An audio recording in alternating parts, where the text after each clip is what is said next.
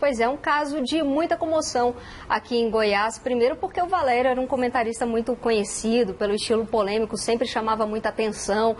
Era filho de um grande jornalista esportivo aqui de Goiás e foi inclusive colega meu de imprensa durante 3 anos, então a gente até se sente mais sensibilizada.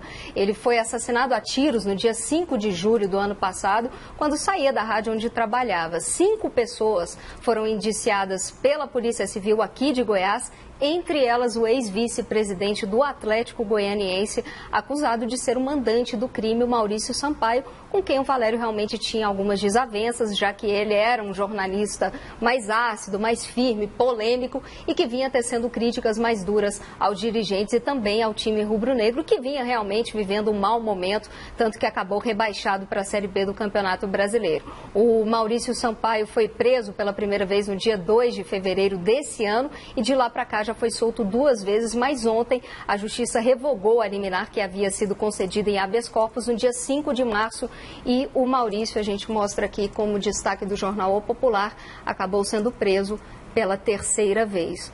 Os advogados dele, claro, vão recorrer ao Superior Tribunal de Justiça em Brasília, então em breve a gente deve ter mais novidades sobre esse caso que realmente tem causado muita comoção, não só aqui em Goiânia, mas no mundo todo, até porque não há registros na Federação Internacional de Jornalismo sobre assassinatos de jornalistas esportivos, como você já citou, André. Então é um caso único e absurdo, porque o futebol, que é um esporte, que é uma paixão, não pode chegar a esse ponto. O jornalista Valério Luiz, como a Monara já disse, era comentarista da rádio 820 AM e na televisão, na TV PUC. A gente vai mostrar alguns dos comentários. Ele era inclusive torcedor do Atlético Goianiense, time que ele criticava com mais veemência. A gente vai mostrar alguns trechos de comentários dele na TV PUC. O Vila, quando ele tomou 4 gols, ele estava congelado de ruindade. O São Caetano é como comer sem carne. É verdade. Ou comida sem sal. É um time que não tem torcida. É um time não tem apelo popular, não tem nada. E acaba ganhando e consegue ir para uma Série B, para uma Série A. O melhor time que eu vi o Goiás colocar em campo nessa temporada não jogou ainda nesse Campeonato Brasileiro.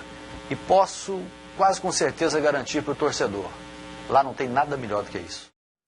É inacreditável que um comentário de futebol motive um assassinato. O Brasil é o 5º país, segundo o site Repórteres Sem Fronteiras, onde mais se mata jornalistas no mundo. Monara, e agora os próximos passos? Eu sei que ontem muita gente foi à delegacia acompanhar o caso, né? Eu sei que há o envolvimento da opinião pública e da população. Os próximos passos agora, o que deve acontecer daqui para frente?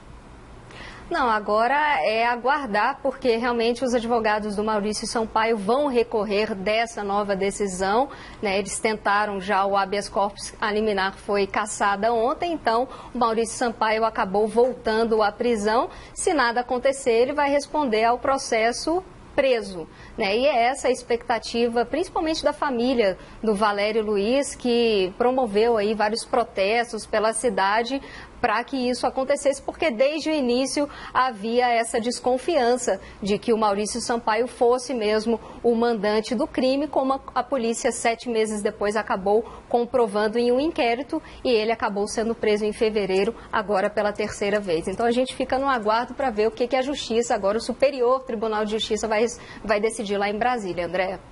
Monara, obrigado pelas suas informações, pela sua análise. Eu tenho mais uma notícia triste que vem de Goiânia. A gente teve uma esportista nesta manhã treinando que foi atropelada.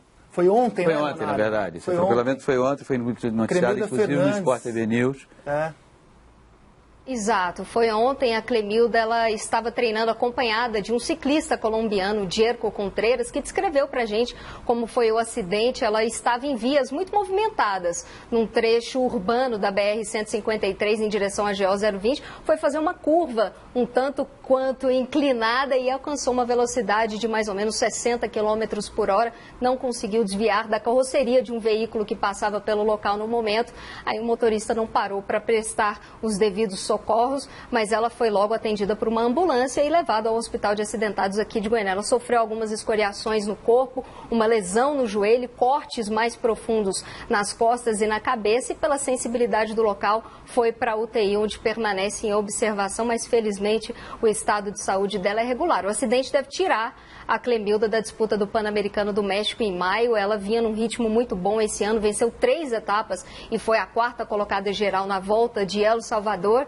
E foi vice-campeã também da Copa América em janeiro, perdeu por milésimos de segundo, resultados que fizeram dela a brasileira mais bem colocada atualmente no ranking da União Ciclística Internacional. A gente lembra que vem um velódromo, aquele polêmico velódromo do Pan-Americano aí que custou 14 milhões de reais, não vai servir para as Olimpíadas, mas vem aqui para Goiânia e pode virar um novo centro, um complexo de treinamento para esses ciclistas, para que eles saiam das ruas e esses acidentes sejam evitados. André.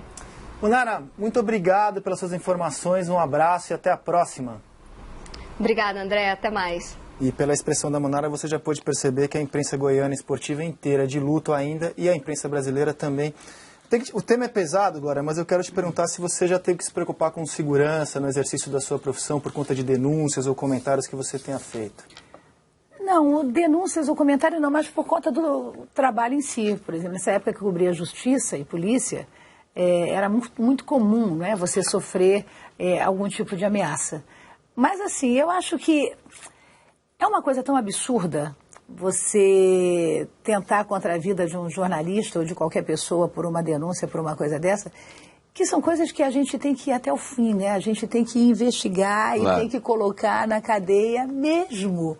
Quem mata tem que ser preso, né? Eu acho que ainda mais por um motivo banal. E se por acaso alguém se sente incomodado com alguma denúncia feita ou por um jornalista e aí veiculada em um determinado órgão de imprensa, o caminho único é a justiça. É a justiça, claro. Chegar e comprovar que aquelas denúncias ou aquelas acusações não têm fundamento. Esse é o único caminho democrático, estado esse em que o Brasil já vive há décadas, que você tem para resolver qualquer tipo de incômodo ou desconforto. Democrático e civilizado. Civilizado. Se alguém fala alguma coisa de você, não tem outro caminho. Justiça. Ou se aquilo você considerou que foi ofensivo à sua reputação, à sua honra, é que você procure os caminhos legais e resolva isso. Não se resolve nada a bala ou no muque. O que se resolve é na justiça. Você tem a justiça brasileira tem dado provas de que ela é absolutamente eficiente. Tem um desvio aqui, desvio ali, sim. Mas se você olhá-la como um todo, você vê que ela é eficiente. Então esse é o caminho, não mandando fazer isso ou aquilo que contraria as regras do bom senso e do bom conviver. É absurdo, essa banalização da vida. E um detalhe, né, Glória? Não é porque é um jornalista, esse dado do Repórter Sem Fronteiras é importante, mas fosse médico, advogado, engenheiro, enfim, ninguém tem direito de tirar a vida de ninguém. Essa banalização da vida que a gente tem que repensar isso, né? As pessoas estão matando por qualquer motivo, por qualquer coisa, entendeu? Isso é que a gente tem, eu acho que refletir um pouco.